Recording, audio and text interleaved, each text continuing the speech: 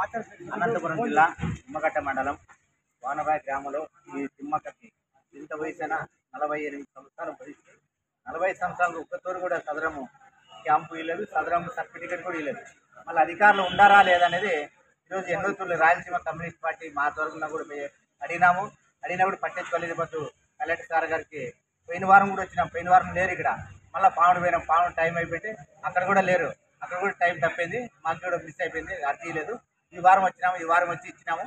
ఇచ్చిన తర్వాత ఈ కలెక్టర్ సార్ తీద్దామని వస్తే పక్కనే డిప్యూటీ కలెక్టర్ ఉంది, ఆయన తీసుకున్నాడు అర్జీ. న్యాయం చేస్తామన్నాడు. న్యాయం చేసుకుంటే రాయలసీమ కమ్యూనిస్ట్ పార్టీ తిమ్మక్క ద్వారాగా పెద్ద ఎత్తున పోరాడతాం. ఇంకా మండలంలో సనా మంది అమాయకులు ఉన్నారు, సనా మంది ఇలాగే ఉన్నారు. చూడు ఎంత వయసు ఉంది, ఎప్పుడు తీసుకోవాలా? వికలాంగులు పింఛని ఎప్పుడు తీసుకోవాలా? నోరు లేదు, కాలంటే మాట్లాడి చూడండి ఏమో మాట్లాడుతుందా లేదనేది. ఇంతవరకైనా ఏం పింఛని లేదు. అందుకే మనం Rayalaseema communist party collector sir గారి దగ్గరికి వద్దు అర్జీ ఇచ్చి గోడు చెప్పుకున్నాము. రాయలసీమ కమ్యూనిస్ట్ పార్టీ ఇంకా గ్రామాల్లో చాలా మంది ఉన్నారు, పచ్చితబాయి వచ్చిన వాళ్ళు చాలా మంది ఉన్నారు. ఇంకా చాలా మంది పింఛనీ లేవు, 20 సంవత్సరాలైనా పింఛనీ లేవు పిల్లలు కూడా.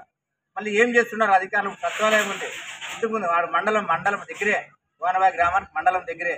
వాడు అధికారులు ఏం చేస్తున్నారు, రాజకీయ నాయకులు ఏం చేస్తున్నారని రాయలసీమ కమ్యూనిస్ట్ పార్టీ డిమాండ్ చేస్తుంది.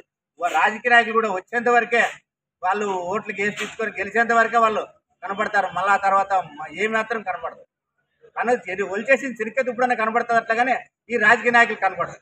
మళ్ళీ ఎక్కడ పోతుంటారో, ఎక్కడ ఎక్కడ దాచుకొని తింటుంటారో అది తెలియదు. కానీ అందుకే రాయలసీమ కమ్యూనిస్ట్ పార్టీ ఈరోజు వచ్చి తిమ్మ తరఫున అర్జీ ఇచ్చినాము.